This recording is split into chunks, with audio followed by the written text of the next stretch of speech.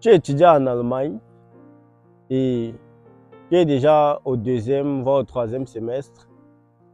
Tu n'as même pas encore fini tes études, mais tu as déjà un premier diplôme, notamment le diplôme de Lagerwissenschaft. Tous les étudiants en Allemagne vont savoir de quoi il s'agit. Et voilà, le diplôme de Lagerwissenschaft, pour ceux qui ne le savent pas, c'est en fait quand les étudiants arrivent en Allemagne, les premiers jobs qui sont accessibles pour ceux qui parlent encore très peu la langue sont les boulots dans les entrepôts. Et les entrepôts, là, on les appelle en allemand les Lager.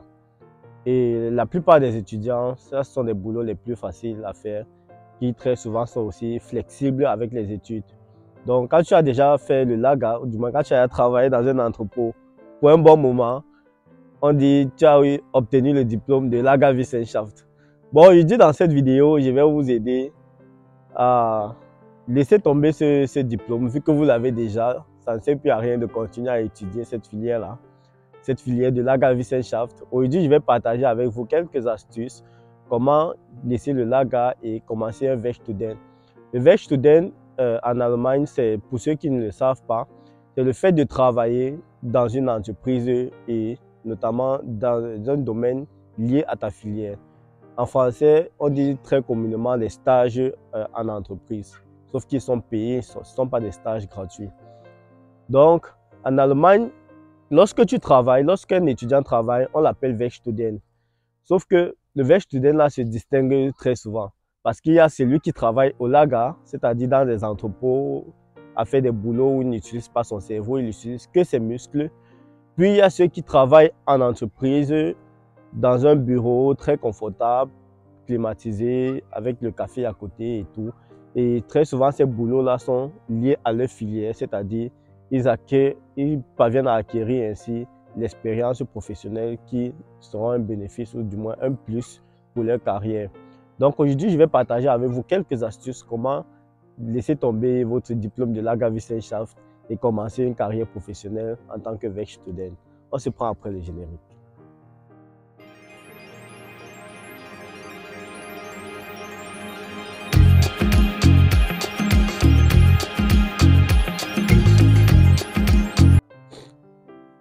Bonjour à tous ou salut, peu importe l'heure à laquelle vous m'écoutez. Moi, c'est Ivan Samo, je suis étudiant camerounais en Allemagne.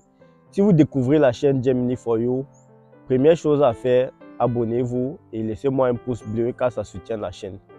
Aujourd'hui, je vais partager quelques astuces pour aider les frères de la communauté, pour aider les étudiants à laisser tomber les boulots difficiles dans les entrepôts et à se concentrer sur la recherche d'un Werkstudent. Ces boulots-là, vous pouvez toujours les poursuivre en parallèle du fait que vous recherchez activement des boulots de Werkstudent qui vous seront très bénéfiques, non seulement pour votre santé, pour le bon suivi de vos études et aussi pour votre carrière professionnelle post-études.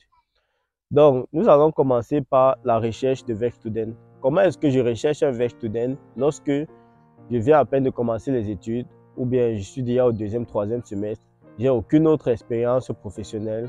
Étant même au pays, je sors du bac, c'est-à-dire je n'ai pas fait de stage après mes études, juste des cours de langue. Comment est-ce que je me positionne pour les postes de Werkstudent sans expérience et sans background? Alors ici, je vais partager avec vous comment est-ce que moi j'ai fait pour très tôt, à partir du troisième semestre, obtenir un Werkstudent dans une grande entreprise et par la suite obtenir encore des postes dans d'autres grandes entreprises qui m'ont débauché avec des conditions plus favorables et des salaires très préférentiels, des conditions de travail hyper fantastiques, c'est-à-dire je travaille par exemple en home office depuis près d'un an, c'est-à-dire je travaille à la maison devant avec mon ordinateur qui a été mis à ma disposition par l'entreprise et voilà, c'est fantastique et ça permet de poursuivre ses études sainement et gagner aussi un peu plus d'argent à côté pour financer son quotidien. Alors, comment est-ce que moi j'ai procédé lorsque je n'avais pas d'expérience et j'ai commencé à postuler pour les positions de Werkstudent au point d'obtenir des Werkstudent dans des grandes entreprises? Déjà, lorsque vous n'avez pas d'expérience professionnelle, lorsque vous n'avez pas eu à faire de stage, La chose que vous devez mettre en avant, ce sont vos compétences intrinsèques. Qu'est-ce que j'entends par compétences intrinsèques? J'entends ici les compétences innées, ou du moins les compétences que vous avez à acquérir avec le temps. Ça peut être des compétences dans Microsoft Office, ça peut être des compétences linguistiques, c'est-à-dire vous parlez très bien allemand, vous parlez très bien français et vous parlez très bien anglais, ce qui est mon cas. Et ce sont surtout ces compétences-là que j'ai eu à mettre en avant. C'est-à-dire quand vous n'avez pas d'expérience professionnelle, tout ce que vous devez mettre en avant, c'est votre savoir-faire. Ce sont vos compétences intrinsèques. Tout ce que vous faites à l'école, depuis le premier semestre jusqu'au semestre dans lequel vous vous trouvez, tous les projets dans lesquels vous avez travaillé, lors de ces projets-là, vous avez acquis des expériences. Et ces projets-là, vous devez les mettre en avant. Vous devez noter ça dans votre CV. C'est-à-dire, dans votre CV, on ne doit pas juste voir, voilà, j'ai travaillé comme commissionnaire, dans le commissionnaire ou j'ai travaillé en tant que Lager Helfer. Tout cela n'aide pas. Tout cela n'attire pas l'attention des recruteurs. Ce qui attire l'attention des recruteurs, c'est lorsque vous mettez, voilà, ich bin kommunikationsfähig, c'est-à-dire je parle très bien allemand, je parle très bien anglais, je parle très bien français. Là, on voit déjà que, ok, voici déjà un bon élément. Il comprend, il parle bien allemand, il parle bien anglais. C'est pour dire, si c'est un domaine informatique, par exemple, peu importe le domaine, on constate que voilà, on pourra facilement le Einarbeiten. Einarbeiten, c'est le fait de, pendant lorsque tu es embauché dans une entreprise, tu as une période de test. Et pendant la période de test, là, on t'apprend le travail. Et lorsqu'on t'apprend le travail en allemand, on dit Einarbeitung. Donc, les entreprises sont très contents lorsqu'ils ont un profil en face d'eux qui s'exprime très bien en allemand, qui comprend très bien l'allemand et qui, de surcroît, s'en sort aussi très bien dans d'autres langues. Là, on voit que voilà, ça sera plus facile d'apprendre le travail à ce profil-ci et il sera très vite opérationnel pour l'entreprise et apporter du licensing. C'est-à-dire, il y a d'abord le côté communication. Lorsque vous n'avez pas d'expérience, vous devez beaucoup vous accentuer sur vos compétences linguistiques parce que l'allemand, c'est la clé ici en Allemagne. L'Allemagne n'est pas un pays bilingue. Ceci fera certainement l'objet d'une prochaine vidéo. En Allemagne, la langue unique, la langue préférentielle, la langue parlée par tous, c'est l'allemand. Même s'il est vrai que l'anglais est une langue mondiale, l'anglais est une langue globale, c'est la langue du business. C'est vrai, il y a beaucoup d'Allemands qui savent parler anglais, mais il arrivera des fois, vous serez en face d'un Allemand qui sait très bien parler anglais, mais il vous dira non, on parle en allemand. Ceci est déjà arrivé avec une amie à moi qui venait d'arriver et qui avait des difficultés avec la langue. Elle a appelé à la mairie pour s'enregistrer et tout, pour demander un rendez-vous. Et lorsque son interlocuteur parlait en allemand, elle avait du mal à suivre. Et elle a demandé à son interlocuteur, Can I speak in English? Et vous savez quelle a été la réponse de son interlocuteur? No, I understand you perfectly, but you can't speak in English. You have to speak in German.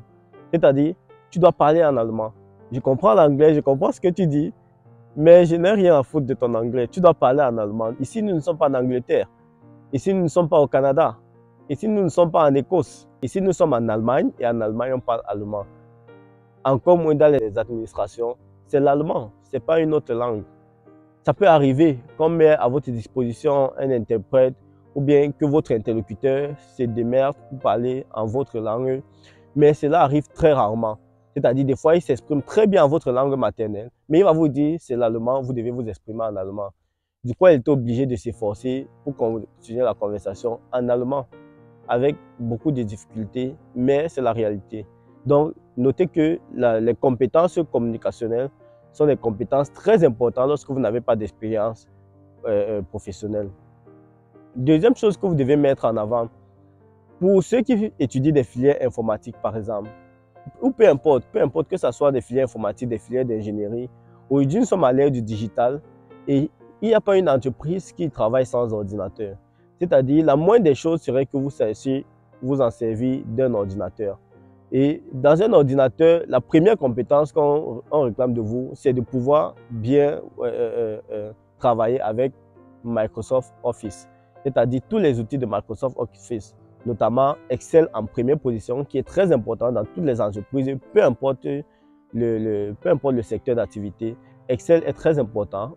Microsoft Office est très important pour les documentations. Et PowerPoint est aussi très important pour préparer des présentations.